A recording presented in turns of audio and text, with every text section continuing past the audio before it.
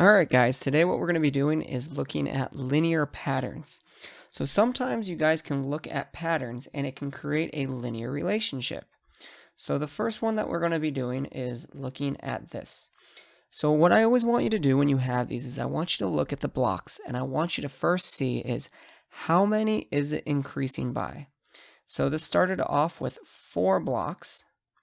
And then it has now a total of 1, 2, 3, 4, 5, 6, 7. And now it increased again, it has a total of 10 blocks.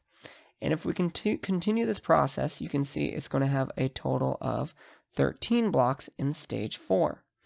I want you to be able to identify and see if you can determine how many blocks is it increasing from one step to the next.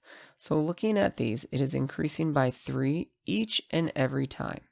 So it's asking me to draw this. So if I were to draw this box, it would look something like this.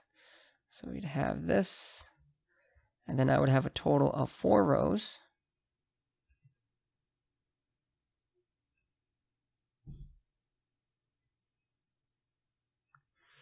And I'm going to make it just a tad smaller. And it would have 3 columns. And it would have 1 box on top. So as you can see, it has a total now of 13 blocks.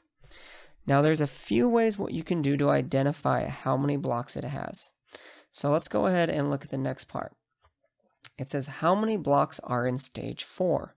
Well, we figured that out. That would be 13. If it was stage 10, it would be a little bit difficult to figure out the total amount of blocks without drawing them all out. So I want to see if we can think of a pattern. So let's go ahead and look at this pattern. Stage 1 had 4 blocks, and essentially there's a few ways to look at it. The first way I did, I saw this, if this is stage 1, right here was 3 blocks. This is stage 2, which is 6 blocks, and this is stage 3, which is 9 blocks. So what I originally did is I see at every stage it has 3 blocks. Each additional stage it's adding 3 more blocks. So I personally saw this as y equals 3x, or x represents the stage. So in stage 1 there's 3, stage 2 there's 6, stage 3 there's 9, but there's always one more than I'm actually saying. And that's how we're going to get this top box right here. This has nothing to do with the amount of stage. It's always just there. That purple block is always just there. So that would be represent plus 1. And if we think about this, let's try to imagine this. If we had a stage 0, how many blocks would be there? Well, if we keep going backwards and we like minus 3 here, minus 3 blocks here, and we minus 3 blocks here to go to stage 0, we'd be left with just that purple box right there.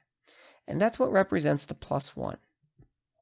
So if we go back to this, it says, well, how many blocks are in stage 10?